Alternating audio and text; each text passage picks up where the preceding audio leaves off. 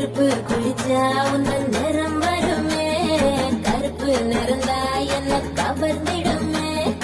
அடிவி குளிச்ச ஒரு துளி ஜலமே, கடலில் விழுந்தா கடல் வெளுத்திடுமே. கருமேகம் மட்டும்தானே பூமியில மழை தூவும், அழகு மழை தூவும். கருப்பான ராத்திரிய தேடி நிலம் வரும் போகும், தினமும் வரும் போகும்.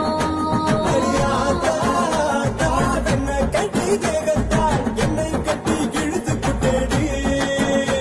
அடியாத்தா, தாவெல்ல கலர காட்டித்தான் கருப்பு பையனை கவித்து புட்டேடி.